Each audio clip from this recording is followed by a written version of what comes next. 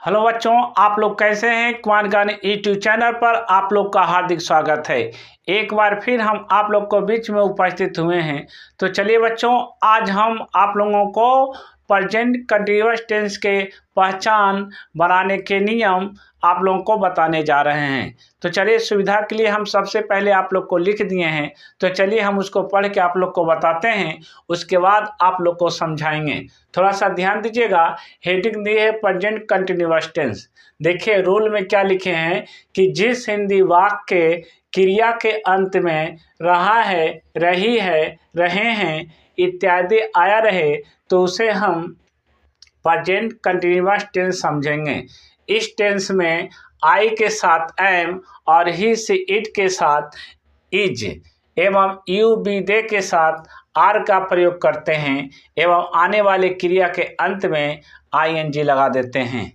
देखिए बच्चों, अब हम इसको थोड़ा सा आप लोग को समझाना चाहते हैं। देखिए, प्रेजेंट कंटीन्यूअस टेंस का सबसे पहली बात है कि आपको पहचानने के लिए आना चाहिए। तो पहचान इसमें क्या है कि अगर कोई भी हिंदी का वाक्य दिया हुआ हो तो उसके क्रिया पर ध्यान दीजिएगा, क्रिया के अंत में ध्यान दीजिएगा। अगर रहा है, रही है, रहे हैं, रहा हूँ इत्यादि लगा रहेगा तो आप समझ जाइएगा कि ये वाक्य प्रेजेंट कंटीन्यूअस टेंस का वाक्य है। अब आता है कि बनाने के लिए थोड़ा सा आप ध्यान दीजिएगा। इस टेंस में आप आई के साथ हमेशा एम लगाइएगा, ही से इट रहेगा उसके साथ इज लगाइएगा, और यू बी दे रहेगा उसके साथ हमेशा आर का प्रयोग कीजिएगा, और आने वाले जो वर्ब होंगे उसमें आप आईएनजी लगा दीजिएगा, है ना। तो चलिए अब हम आप लोगों को स्ट्रक्चर लिख कर बताते हैं। स्ट्रक्चर देखिए नहीं लिखे थे तो स्ट्रक्चर लिख कर बताते हैं। देखिए इसका स्ट्रक्चर क्या होता है ना। स्ट्रक्चर पर थोड़ा ध्यान दीजिएगा। देखिए स्ट्रक्चर में आपको होता है कि सबसे पहले आपको सब्जेक्ट लिखिएगा। क्या लिखिएगा? सबसे पहले आप सब्जेक्ट लिखिएगा, है ना।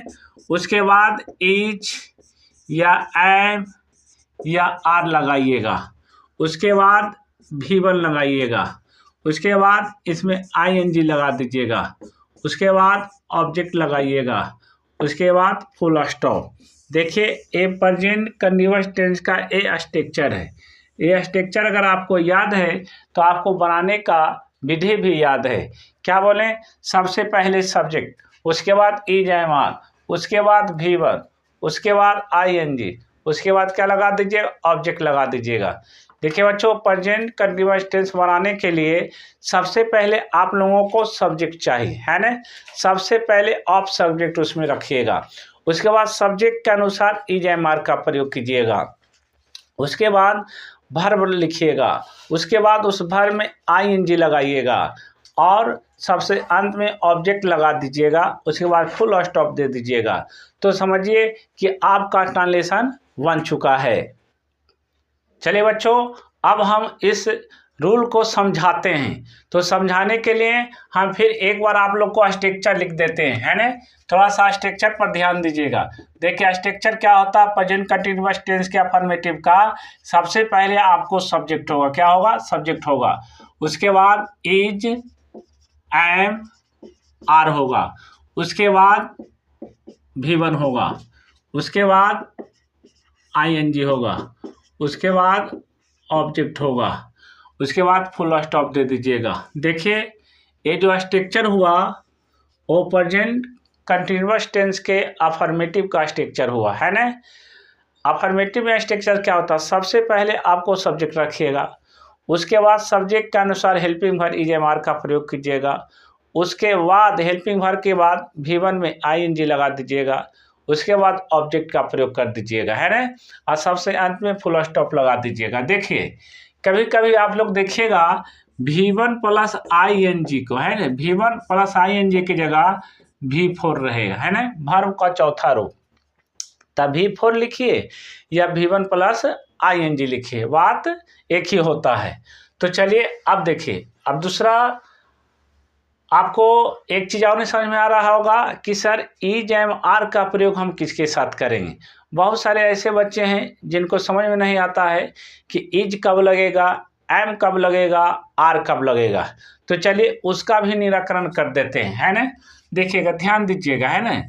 आई के साथ हमेशा एम का प्रयोग होगा, है ना। आई के साथ हमेशा एम का प्रयोग होगा।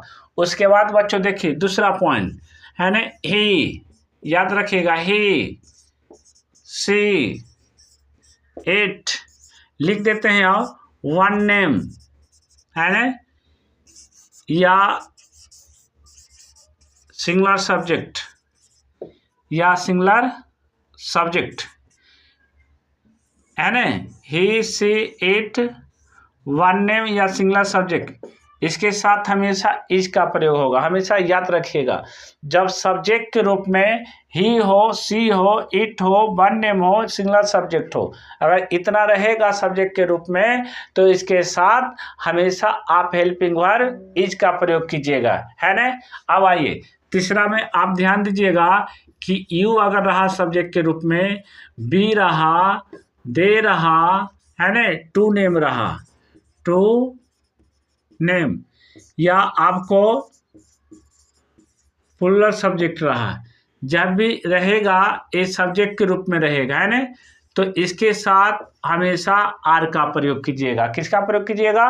आर का प्रयोग कीजिएगा, है ना। You, we, they, two name या कोई प्लूरल सब्जेक्ट रहा तो इसके साथ हमेशा आर लगाइएगा, है ना।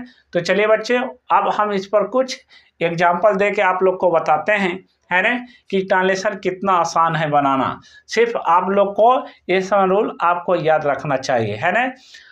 तो चलिए अब हम एग्जाम्पल देते हैं, थोड़ा सा ध्यान दीजिएगा। जैसे देते हैं कि वे लोग, पहला एग्जाम्पल, वे लोग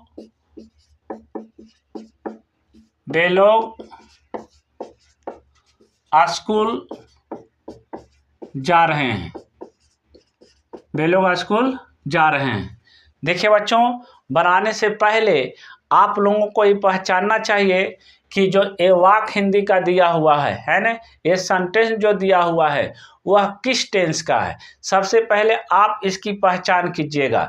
तो अभी पहचान क्या बताएं कि अगर क्रिया के अंत में रहा है, रही है, रहे हैं, रहा हूँ, रही हूँ इत्यादि लगा रहेगा तो वह प्रेजेंट कंटिन्यूअस टेंस का वाक्य होगा। तो देखिए इसके क्रिया के अंत में क्या है? रहे हैं, है ना, तो ये वाक्य प्रेजेंट कंटिन्यूअस टेंस का होगा। उसके बाद आपको स्ट्रक्चर याद रखना है ना, प्रेजेंट कंटिन्यूअस टेंस का।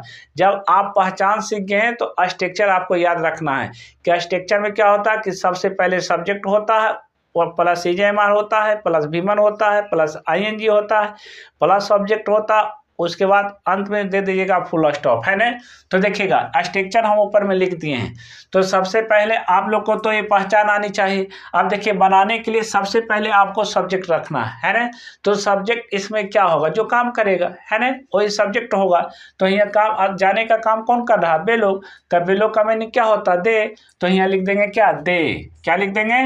दे। अब आप लोग को बताए हैं कि दे के साथ हमेशा आर का प्रयोग होता है। किसका प्रयोग होता है? आर। तो दे के साथ क्या लगा देंगे? आर लगा देंगे। उसके बाद देखिए V1, तो जाना, जाना का मीनिंग क्या होता है? गो। गो हो गया क्या? V1। तो यहाँ पर गो लिख देंगे। उसके बाद V1 में ING लगाते हैं तो यहाँ लिख देंगे ING जोड़ देंगे तो क्या होगा? गोइंग। अब कहाँ जा रहा है? स्कूल जा रहा है। क्या लिख देंगे? To school. क्या लिखेंगे? To school. आपका ट्रांसलेशन बन चुका है ना। कितना इजी ट्रांसलेशन है। चलिए आगे देते हैं। मैं